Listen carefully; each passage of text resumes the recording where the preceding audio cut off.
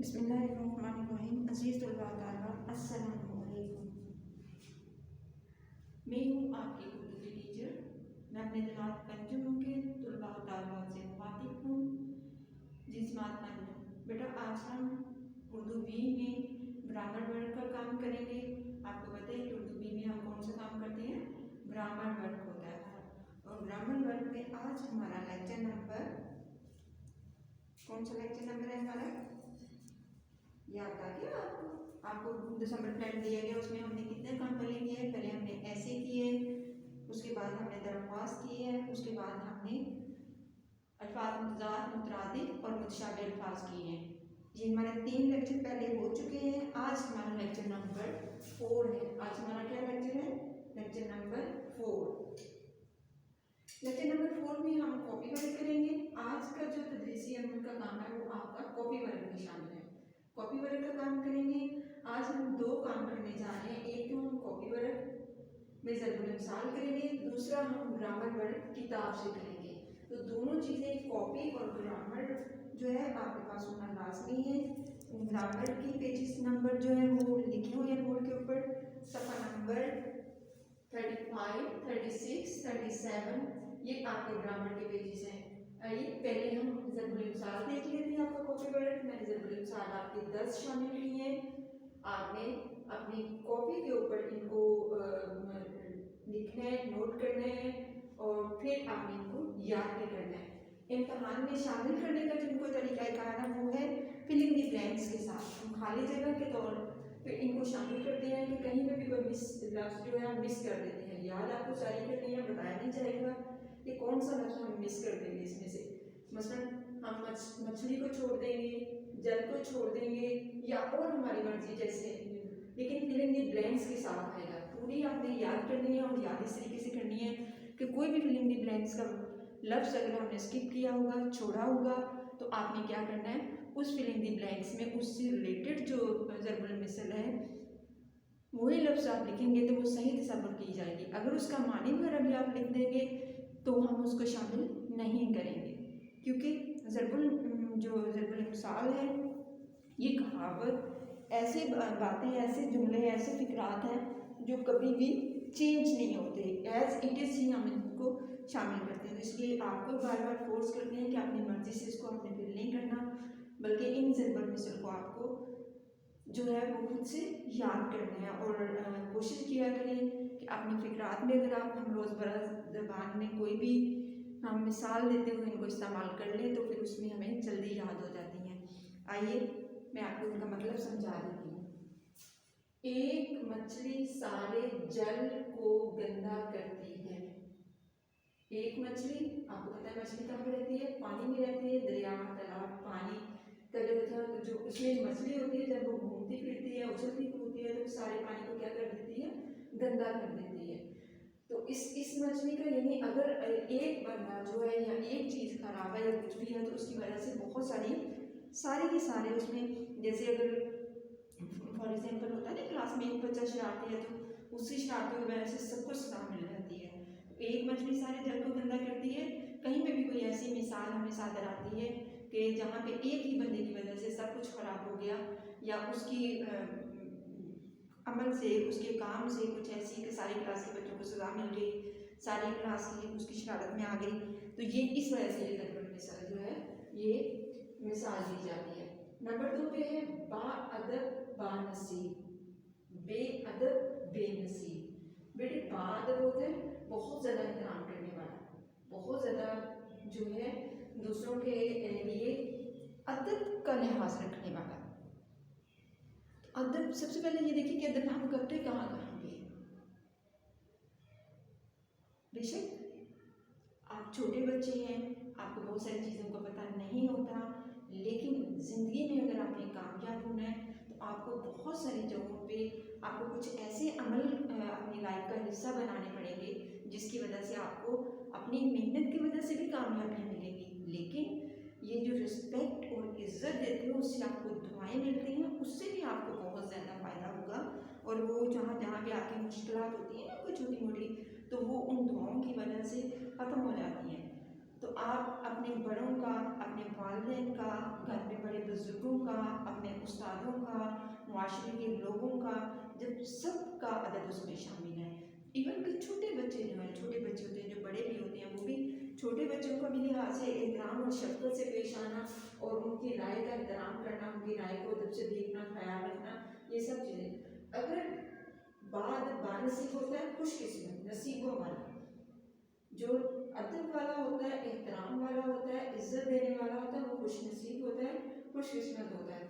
जो बेअदब होता है, जो बदतमीज़ होता है, जो किसी का लिहाज नहीं रखता, मुँह फट होता है और बेकदरी करता है लोगों को उसकी आदात के बारे में मुश्किलात का सामना करना पड़ता है, तो वो क्या होता है, वो उसके नसीब अच्छे नहीं होते, वो खुश नसीब नहीं होता, वो बहुत ज़्यादा उसको मुश्किलात का सामना करना पड़ता है।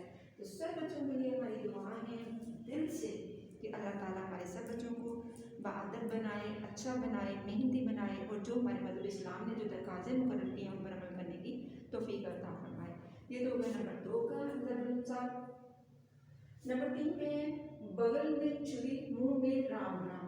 राम नाम का लफ्ज़ खासतौर पे जो हिंदू मज़ाहिब के लोग हैं उनका जो देवता मानने वाला खुदा है उसको वो राम नाम कहते हैं कि बगल में छुरी, बगल बाजू के नीचे वाला हिस्सा। हाँ, ये तो आपने कुछ ऐसी चीज़ रखी हुई है जिससे आपको दूसरों को नुकसान पहुंचा सकते हो और मुंह से आपके बहुत तरीके निकल रही हैं, मुंह से बहुत ज़्यादा आप अच्छे बन रहे हो, तो ये बात भी नहीं अच्छी कि मुनाफिकत के लिए, यानी मुनाफिकत आपको पता है खुशामद मुनाफिकत ये ऐसी आदत होती हैं जिससे बहुत सारे इंसान धोखा खाते हैं कि उनको नहीं पता कि आपके दिल में क्या है और आपकी ज़बान आपके दिल के मुताबिक है भी सही है कि नहीं, क्योंकि ये दोनों अल्लाह ताला ने ज़ुबान के अल्फाज तो इंसान के सामने आ जाते हैं बोले हुए, लेकिन दिल का जो वार है, दिल की जो सोच है वो कभी भी किसी को पता नहीं चलता। तो बगल में छुरी मुंह में रखना, कुछ छुपा के रखना तेज तर्रार अगले के नुकसान के लिए, लेकिन सामने मुंह में बड़ा वो अच्छा बनना सबके सामने। नंबर 4 भागते चोर की लंगोटी ही से। चोर चाहे कोई चीज़ें चुराने वाला, तो जब वो चोर भागता है तो उस लंगोटी होता है छोटा सा कपड़ा जो जिसम के ऊपर बांधते हैं ना, वो बड़ा छोटा सा, खासतौर पे मर्दाना लिबास में जो शामिल होता है, गर्मी वगैरह होती है तो धोती और तहमद टाइप, ये लंगोटी जो छोटा सा कपड़ा होता है जो सतर ढांपने के लिए होता है, तो इस अगर वो किसी के हाथ आ जाती है तो वो कहते चलो चोर से कुछ तो हासिल हुआ, थोड़ा सा तो कुछ उसने छोड़ा है जो हमें मिल गया। तो इसलिए भागते चोर की लंगोटी नहीं छोड़ी, जो भागते हुए चोर से जो कुछ भी मिल जाए वो भी गनीमत है। नंबर 5 भैंस के आगे बीन बजाना। भैंस जानवरों में इसका शुमार होता है दूध गोश्त के लिहाज से, लेकिन भैंस अक्लमंद जानवर नहीं समझा जाता। बस उसको जब हम मिसाल देते हैं ना तो यही है कि बीन बजाना जो बीन है ये, इस पर आपने स्पेशली जो सांप होता है बजाते हैं तो वो कहते हैं कि वो उसकी जो धुन होती है उसको महसूस करता है, जिस जगह पे बीन बजाई जा रही है वहाँ पे आए। तो भैंस को बीन से कोई लगाव नहीं है, ये साज है, बीन क्या है, साज है, बहुत खूबसूरत साज है और बड़ा अट्रैक्शन लगता है जब ये बजाया जाता है, तो हर एक ऐसा दिल करता है कि उसको सुने। लेकिन भैंस को इससे कोई लगन नहीं है, इसको किससे, सांप से लगन है। तो भैंस के आगे बीन बजाने का कोई फ़ायदा नहीं है, यानी बेवकूफ़ इंसान के आगे बात करने का या कोई ऐसी बात समझाने का जिसका उस पर कोई असर ही नहीं है, तो उसका उससे कोई फ़ायदा नहीं है। नंबर 6 पे 5 उंगलियां घी में। इसका मतलब है कि बहुत मज़े में होना, 5 उंगलियां घी में होना, यानी घी होता है बहुत ज़्यादा। मिसाल इसकी उस वजह से दी जाती है कि एक घी जो है हांडी का सरदार होता है। बहुत सारी ऐसी चीज़ें जो हम हांडी में डालते हैं उसमें सबसे सेलेक्टिव घी होता है, मसाला उसके बगैर नहीं भून सकते हम। कोई भी चीज़ को जायका जो है वो उतनी देर तक नहीं आता जब तक हम अपने सालन में घी से खाना नहीं बनाते। तो घी जो है वो सब के लिए कि 5 उंगलियां घी में होना, पूरे के पूरे मज़े में होना, साथ जब तक सांस तब तक आस, उम्मीद में दुनिया कायम, जब तक इंसान की सांस होती है वो उसको तलब उसकी आस बरकरार रहती है, अगर सांस टूट जाए तो तब जो उम्मीद है वो भी टूट जाती है। तो इसलिए जब आप देखें अल्लाह ना करे कोई मुश्किल में होता है, जब तक सांस उसको मदद की चाहत होती है कि कोई ना कोई मेरी मदद कर दे, उसका ख्याल उसकी आस के लिए तड़पता रहता है और वो अपने ख्यालों में अपने सोचों में जैसे कोई तकलीफ में है, कोई ना कोई अगर उसकी मदद कर देता है तो वो उसकी आस ही उस टाइम पे पूरी हो रही होती है, जो वो सोच रहा होता है कि मुझे मेरी कोई मदद करे। डूबते जैसे डूबता है दरिया में, तो उसको भी अगर बेशक वो दरिया के बीच में होता है लेकिन उम्मीद तो होती है, उसको हाथ पाँव तो मारता है ना वो उसके किनारे तक जाए। सांस की, जब तक इंसान की सांस होती है तब तक उम्मीद भी बरकरार रहती है। 8 नंबर 8 पे है एक अंडा वो भी गंदा, यानी थोड़ी सी चीज सी और वो भी खराब। इसको कई मिसालों में लिया जाता है, बहुत सारी ऐसी मिसालें हैं, जैसे बहुत थोड़ी सी अगर चीज थी तो उसके लिए वो क्या है, वो खराब है। नंबर 9 3 में न तेरह में, यानी किसी भी हिसाब किताब में आना, ना 3 में आना ना 13 में आना, किसी चीज में भी उसको फिट नहीं होता। वो कोई ऐसे उसमें अंदाजा है यानी ना 3 में होता है ना वो 13 में होता है। नंबर 10 पे जिसकी लाठी उसकी भैंस, लाठी स्टिक और जिसके हाथ में होती है उसे सर कहते हैं। कि वो हाथों से लड़ाई करना और बात होती है, जब आपके हाथ में कोई आला आ जाता है, कोई हथियार आ जाता है, तो डेफिनेटली अगले बंदे को थोड़ा सा होता है कि पता नहीं ये किस तरह मुझे मार। तो भैंस के हवाले से, कि भैंस जो है ताकतवर जानवर होता है, और ये ऐसे काबू नहीं आता, हाथों से काबू नहीं आएगा, बल्कि जिसके हाथ में ताकत होगी, जिसके हाथ में मजबूती होगी, जिसके हाथ में लाठी होगी, ये भैंस उसी की होगी। तो इसका क्या है कि जो ताकत वाला है वो ही जिसकी लाठी उसकी भैंस। आमतौर पे ये मुहावरा जो है ये हर एक पे सादर आता है कि जो ताकत में होता है वो क्या हो जाता है, वो हालिक आ जाता है। ये तो हो गया बेटा हमारा ज़रबुल इंसान। ये क्या हो गया बेटा मेरा हमारा ज़रबुल इंसान, ये आपका कॉपी वर्क है। अब नेक्स्ट आप चलते हैं बुक वर्क की तरफ। नेक्स्ट आप क्या चलते हैं, बुक वर्क की तरफ। तो बुक वर्क में हमारा जो काम शामिल है वो पेज नंबर 35, कौन से पेज शामिल है हमारे, पेज नंबर 35, 36, 37। अब क्या काम शामिल है हमारा, इसमें सिर्फ और उसके दर्जा। क्या काम हमारा शामिल है, इसमें सिर्फ और उसके दर्जा। इसमें सिर्फ क्या, सबसे पहले हम ये देखेंगे इसमें सिर्फ आपकी किताबें भी ये तारीख लिखी हुई है। जब आप पेज नंबर 35 ओपन करेंगे, मैं आपको रिव्यू पेजेस का दे दूंगी कि आपने किताब की तरफ से बहुत ज़्यादा आपको डिटेल से कुछ चीज़ें बताई हुई हैं, लेकिन आपने उतना नहीं, आपके पास बहुत ही ज़्यादा जिन चीज़ों को हाईलाइट किया हुआ है, आपने सिर्फ उन्हीं को देखना है। ठीक है, सबने अपनी किताबें ओपन कर ली। उसमें सबसे किताब के ऊपर ही जो है वो सबसे पहले इसम की तारीफ दी गई है। सबसे पहले किताब के फर्स्ट लाइन में वो है इसम वो कलमा होता है जो किसी शख्स, जगह या चीज को जाहिर करे। सबसे पहले सिर्फ के इस वाले हिस्से की तारीफ की है, इसम की।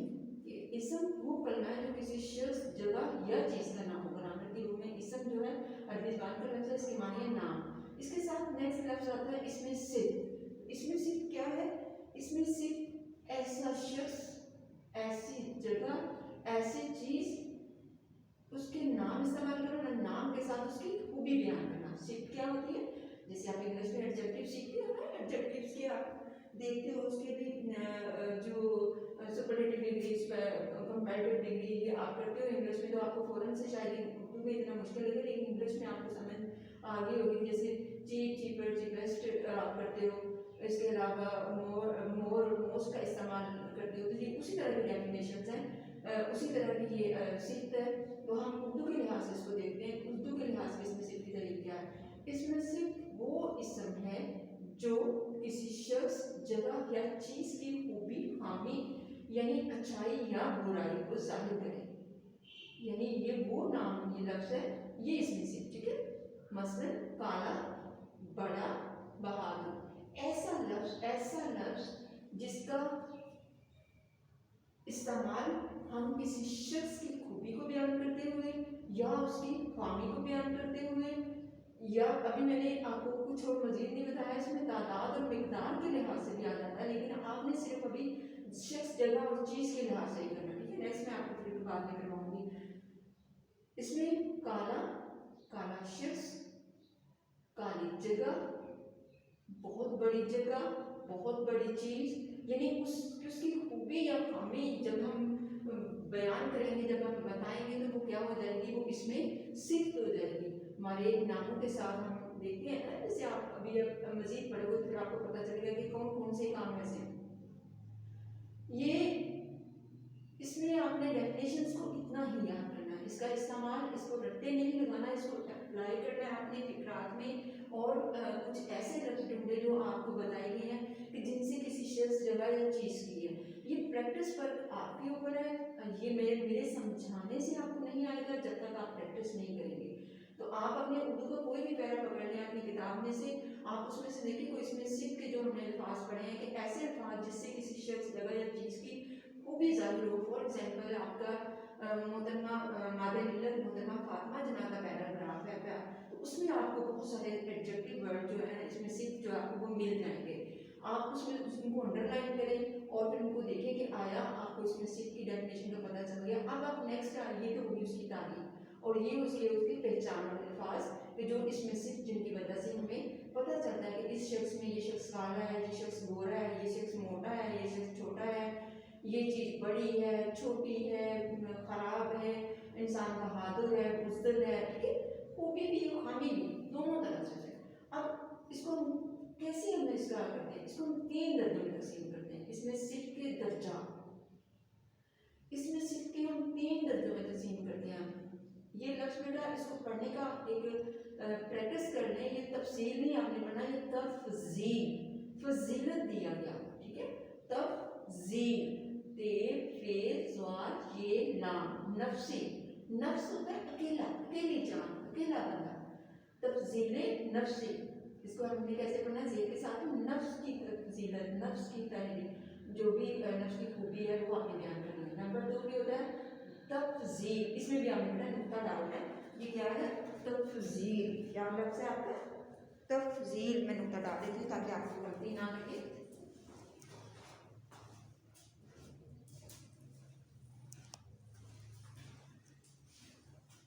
ये आपका यहाँ पे नुक्ता आ गया। तफजीले बाज, क्या है आपका, तफजीले बाज। नंबर 2 पे क्या है, नंबर 1 पे तफजीले नफ्सी, नंबर 2 पे तफजीले बाज और नंबर 3 पे क्या आपने करना है, तफजीले कुल। अब हम बारी बारी, अभी तो अपने नाम याद कर लिए, दोबारा पहले से दोबारा देखिए इसको, तफजीले नफ्सी, तफजीले बाज, तफजीले कुल, और इसको आपने तफजील, तफसील नहीं पढ़ना, ये क्या लफ्ज़ है, तफजील, फजीलत दिया गया, ठीक है, बड़ा, जिस ऐसा जिसकी बड़ाई बयान की गई हो। तो इसमें हम अच्छे लिहाज से या बुरे खामी के लिहाज से, तो ये जो भी उसको दर्जात दिए गए हैं वहाँ कितने इसमें से के लिहाज से 3 दर्जों में उसको तकसीम किया गया है। आइए हम देखते हैं कि तफसील नफ्सी क्या है।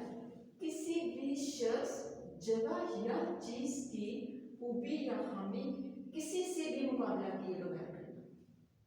किसी भी शख्स, जगह या चीज़ की खूबी या खामी किसी से भी मुकाबला किए बगैर करना, सिर्फ उसमें किसी से उसका मुकाबला नहीं करना, सिर्फ वो अकेले ही बंदे क्या तरीके कर रहे हैं। तो क्या से मिसाल देखना, आलिया ज़हीन तालिबा है, यहाँ पे हमने किसी के साथ किया, उसका कंपेयर किसी के साथ नहीं किया। अब हम जब दूसरी एग्जाम्पल पढ़ेंगे फिर हमें पता चलेगा क्या है। नंबर 2 तफजीले बाज, नंबर 2 पे कौन सी है, तफजीले बाज। किसी भी शख्स, जगह या चीज़ की खूबी दूसरे से मुकाबला करके बयान करना। किसी भी शख्स, जगह या चीज़ की खूबी या खामी, खामी भी आप कर सकते हैं, ठीक है, आप इसमें खामी आप शामिल कर लेना आगे, दूसरे से मुकाबला करके बयान करना। मसलन एग्जाम्पल देखते हैं हम, आलिया हिरा से ज़्यादा ज़मीन है। क्या किया हमने, इसमें कंपेयर किया, आलिया से, आलिया को हिरा से कंपेयर किए और फिर हमें पता चला कि हिरा जो है वो कम ज़मीन है, आलिया ज़्यादा ज़मीन है। तो किसी की खूबी या खामी मुकाबला करके दूसरे बंदे से करना। अब नेक्स्ट क्या आता है, तफजीले कुल। नेक्स्ट पे क्या आता है, तफजीले कुल। ये क्या है, किसी भी शख्स, जगह या चीज़ की खूबी सबसे मुकाबला करके बयान करना। किसी भी शख्स, जगह या चीज़ की खूबी सबसे मुकाबला, मिसाल देते हैं, मसलन आलिया जमात के सब बच्चों से ज़मीन है।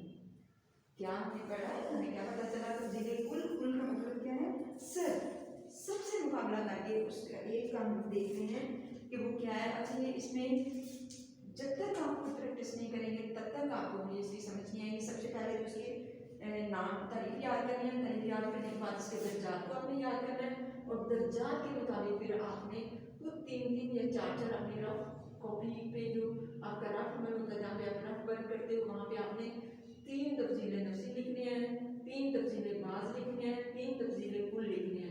उसके बाद उनको डेफिनेशन से कंपेयर करें कि आया आपको ये समझ आ गई है कि ये जो तफजील में हम बता रहे हैं ये काम सही है, आपने जो किया आपको ये, तब तक आपको बेटा इसकी समझ नहीं आएगी जब तक कि आप इसको खुद से अप्लाई नहीं करेंगे। मैं आपको बुक का व्यू दे देती हूँ, आप एक दफ़ा अपनी बुक से देख लें कि आपकी क्या क्या चीज़ें इसमें शामिल हैं।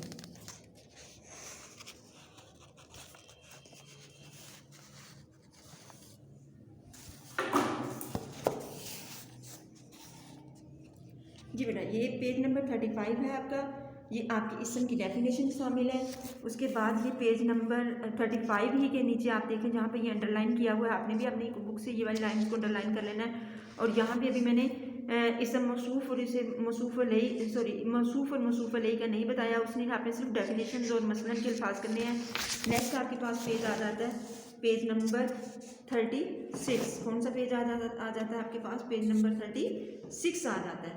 पेज नंबर 36 के ऊपर जो देखें, इसमें सिर्फ के हमने 3 दर्जे पढ़े हैं। तफजील नफ्सी, ये इनकी तीनों की डेफिनेशन दी हुई है, आपने इनको देखना है। उसके बाद ये बुक वर्क आपने खुद करना है, ठीक है। सवाल नंबर जो 1 है, मुझसे जवाब दें, इसमें नकरा किसे कहते हैं? 2 मिसालें लिखें। आपने इसमें नकरा, मैं आपको थोड़ा सा बता देती हूँ कि इसमें नकरा, ये इसमें सिर्फ जो है इसमें नकरा ही की किस्म है, और इसमें नकरा आम शख्स, जगह या चीज़ के नाम को कहते हैं। इसमें नकरा किसको कहते हैं? किसी भी आम शख्स, जगह या चीज़ के नाम को कहते हैं। इससे पहले मैं काफ़ी दफ़ा आपको ये इसमें नकरा और इसमें मार्फा के बारे में बता चुकी हूँ। 2 मिसालें आपने लिखनी है। 2 मिसालें कौन सी लिखनी है इसमें नकरा की? फॉर एग्जाम्पल आप खुद ये सोचें कि अगर आपने इसमें नकरा पहले किया हुआ है तो उसमें आपने क्या मिसालें लिखनी है। ये काम आपने मिसालों लिखने का खुद करना है। इसमें सिर्फ आपको मैंने डेफिनेशन अभी बता दी है। इसमें सिर्फ के कितने दर्जे हैं ये भी आपको अभी मैंने बताया। तफजील बास किसे कहते हैं ये भी मैंने अभी आपको बताया। हाँ, मैं डिटेल थोड़ा सा आपको बता देती हूँ कि इसमें सिर्फ के 3 दर्जे हैं। नाम आपने इनके नहीं लिखने, सिर्फ आपने तादाद लिखनी है। तफजील बास किसे कहते हैं? किसी शख्स, जगह या चीज़ का मवाजना या मुकाबला किसी दूसरे शख्स से करके करना। तफजील नफ्सी किसे कहते हैं? तफसील नफ्सी जो है किसी शख्स, जगह या चीज़ का किसी से मुकाबला किए बगैर उसकी तारीफ बयान करना। तफसील कुल किसी शख्स, जगह या चीज़ का किसी शख्स, जगह या चीज़ की खूबी या खामी सबसे मिला के, सबसे कंपेयर करके करना। उसके बाद नेक्स्ट आपके आ जाता है पेज नंबर 37 के आपसे क्या चीज़ शामिल है? इसमें सिर्फ लगाकर खाली जगह पूरी करें, फिर उसे जुमले की सूरत में लिखें। एक मिसाल दी गई है, आपने उसके मुताबिक उसको करना है। जैसे हमेशा अच्छी सोहबत इख्तियार करो, तो कौन सा लफ्ज़ उसमें है? अच्छी का लफ्ज़ जो है इसमें सिर्फ का शामिल किया गया है। नेक्स्ट आगे देखो, स्पेस छोड़ के सोहबत से बचकर रहो। तो आपको पता है कि कौन सी सोहबत क्या होती है? महफिल, मतलब जिससे आप मिलते जुलते हो, ऐसी साथी ढूंढना जिसके साथ आप बैठते उठते हो। तो वो जो सोहबत है, वो जो साथ है, वो आपने क्या करना है? वो आपने देख के ढूंढना है। बुरी सोहबत से बचो। झूठ बोलना बहुत बुरी आदत है, ठीक है। ये हमने बता दिया हमें कि हमारे पास क्या है, झूठ बोलना बुरी आदत है। उसके बाद दूध गर्म है पी लो, दूध ठंडा है पी लो। दोनों तरह से आप कर सकते हो कि कईयों को गर्म दूध पसंद है, कईयों को ठंडा दूध पसंद है। तो आप देख लें, चाय ठंडी हो रही है, अब पी भी लो, ठीक है। चाय तो हमेशा गर्म ही पी जाती है ना, तो फिर इसके लिए हमने क्या करना है कि चाय ठंडी हो रही है, अभी पी लो। हमारे सभी उस्ताद बहुत अच्छे हैं, हमारे सभी उस्ताद बहुत अच्छे हैं। उसके बाद सवाल नंबर आपका आ जाता है सवाल नंबर 3। सवाल नंबर क्या आपका आ जाता है? सवाल नंबर 3। आपने दुरुस्त जवाब के साथ बने हुए खाने में ठीक का निशान लगाया। एक मिसाल दी गई है। अगर आपने डेफिनेशन इसको की है, अगर आपने मेरा सबक अच्छे से सुना है, तो आपने ये सवाल अपने बच्चों को खुद करना है। मैंने नहीं करना आपको, ना ही आप, क्योंकि अगर आप खुद से करेंगे तो फिर आपको पता चलेगा कि इस सवाल इसमें सिर्फ के कितने दर्जात हैं। चार ऑप्शन दिए गए हैं, इनमें से देखना है। सबसे पहले उन्होंने करेक्ट किताब में एग्जाम्पल दे दी है आपके। बहादुर क्या है? इसमें मारफा है, इसमें सिफ्त है, तफसील कुल है या मौसूफ है, ये देखना आपने। बदतरीन क्या है? तफसील बाज है, तफसील नफ्सी है या तफसील कुल है, ये भी देखना है आपने। खुशतर क्या है? तफसील बाज है, तफसील नफ्सी है, तफसील कुल है, मौसूफ है, ये देखना है आपने। बहादुर आदमी में आदमी क्या है? इसमें मारफा है, तफसील बाज है, तफसील कुल है या मौसूफ है। बहादुर आदमी में आपने मसूफ और मसूफ अलैहि नहीं पढ़ा, थोड़ा सा आपको यहाँ पे मुश्किल हुआ होगा। तो बहादुर जो है आदमी मौसूफ अलैहि, जिसकी तरफ उसकी सिफ्त बयान की गई है वो क्या है? मौसूफ अलैहि होता है, और जो सिफ्त होती है वो आदमी मौसूफ, और जो उसकी सिफ्त बयान की है उस मौसूफ अलैहि। दुरुस्त बयान के सामने ठीक और गलत बयान के सामने क्रॉस का निशान लगाएं। एक मिसाल दी गई है, इसमें आप देखें, इसमें कितने ऑप्शन दिए गए हैं आपको? 5 ऑप्शन आपको दिए गए हैं, 6, ठीक है। आपने इन 6 ऑप्शन में से करेक्ट और जो आपकी मिस्टेक्स यानी गलत हैं, क्रॉस के निशान वाले हैं, उनको आपने देखना है। पढ़ देती हूँ मैं सारे। इसमें नकरा वो इसम होता है जो किसी खास जगह, खास जगह या खास चीज़ का नाम है। उसके बाद नंबर 2 पे एग्जाम्पल है, इसमें सिर्फ वो इसम है जो किसी शख्स, जगह या चीज़ की अच्छाई या बुराई जाहिर करे। इसमें सिर्फ के 4 दर्जे होते हैं। इसम सिर्फ का पहला दर्जा तफजील नफसी है। इसमें सिर्फ का तीसरा दर्जा तफजील बाज है। बदतरीन तफजील कुल है।